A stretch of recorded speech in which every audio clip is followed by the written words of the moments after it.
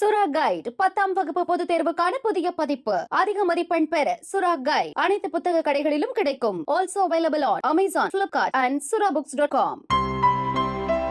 இனிமே கண்ணை மூடிட்டு கடலை எண்ணெய் வாங்கலாம். ஏன்னா மந்த்ரா கடலை எண்ணெய் இதயத்தின் தயாரிப்பு.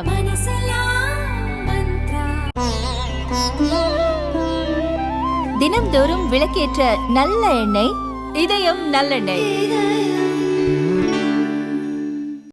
2000 கோடி ரூபாய் போதைப் பொருட்கள் வெளிநாட்டுக்கு கடத்தப்பட்ட வழக்கில் திமுக முன்னாள் நிர்வாகி ஜாஃபர் ஷாதிக்கை மத்திய போதை தடுப்பு பிரிவு அதிகாரிகள் கைது செய்து திகார் சிறையில் அடைத்தனர்.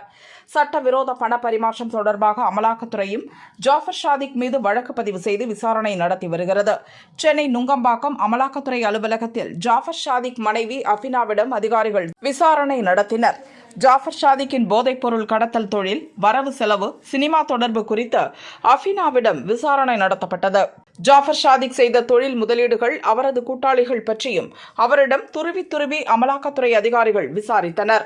ஆனால் அவர் எதற்குமே பிடிகொடுக்காமல் மழுப்பலாக பதிலளித்ததாக அமலாக்கத்துறை வட்டாரங்கள் தெரிவித்தன. ஆனாலும் விசாரணையில் கிடைத்த தகவல்களின் அடிப்படையில் ஜாஃபர் ஷாதிக்கின் தம்பி முகமது சலீமுக்கு சம்மன் அனுப்பப்பட்டது. நேற்று நுங்கம்பாக்கம் அமலாக்கத்துறை அலுவலகத்தில் முகமது சலீம் ஆஜரானார்.